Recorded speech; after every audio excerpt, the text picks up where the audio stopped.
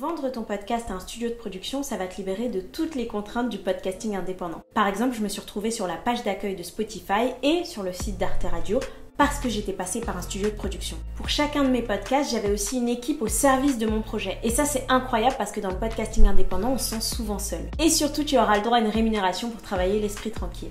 Le problème, c'est que les studios de production refusent très souvent les projets qu'on leur envoie. Et je vais t'expliquer pourquoi. Mais avant ça, je t'invite à un événement gratuit où je vais t'expliquer comment gagner de l'argent avec tes podcasts.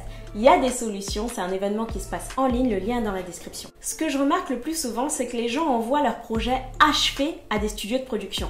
C'est vraiment tout ce qu'il ne faut pas faire. Déjà parce que c'est quelque part un manque d'humilité. Tu envoies ton podcast, tu te dis qu'il est parfait et tu les considères comme des diffuseurs alors que ce sont des producteurs. C'est très important pour eux d'ajouter leur patte artistique à ton podcast et que vous co-créez ce podcast ensemble. Ce que tu dois faire, c'est leur envoyer un dossier par écrit. D'ailleurs, je t'ai mis dans un PDF toutes les étapes d'un bon dossier de production. Tu le trouveras le lien dans la description. Tu dois écrire un dossier en béton pour défendre ton projet de podcast et leur permettre de voir un peu où est-ce que tu veux en venir et si ça peut coller entre vous. La deuxième raison pour laquelle on te dit non, c'est que tu n'as pas d'univers sonore. Tu dois être convaincu que ton podcast est fait pour les oreilles. Si on lit ton projet et qu'on se dit ok, ça ferait un super roman ou un super film, c'est mauvais signe. C'est même éliminatoire finalement. Parce que tu proposes un podcast, tu dois avoir des idées de son très concrètes. Moi, dans mon projet de podcast La Cassette de Yaelisa, j'avais proposé un dispositif sonore autour de la cassette. Parce que l'histoire reposait sur une mystérieuse cassette que j'avais retrouvée 17 ans plus tard.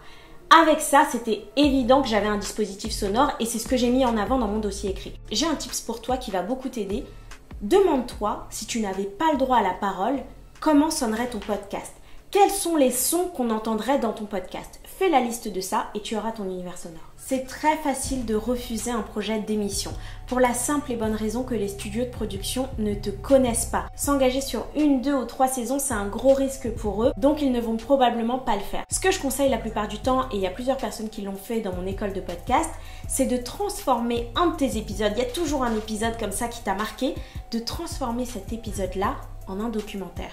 Le documentaire est beaucoup plus simple à vendre. Je sais, tu vas te dire oui, mais j'ai pas juste envie de faire un épisode de 20 minutes, j'ai tellement de choses à dire. C'est une grave erreur. C'est une forme de podcast qui est très intéressante. Moi, c'est ma forme de podcast préférée. J'en ai fait 2 et je me suis éclatée.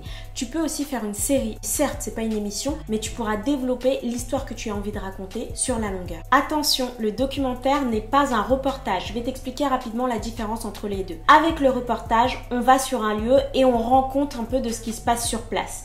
Alors qu'avec le documentaire, on reproduit ce qui n'existe plus. Par exemple, il y a un documentaire sonore que j'aime beaucoup sur Affaires sensibles, c'est l'épisode sur le Rwanda. Je te conseille de l'écouter pour te rendre compte un peu de ce que c'est.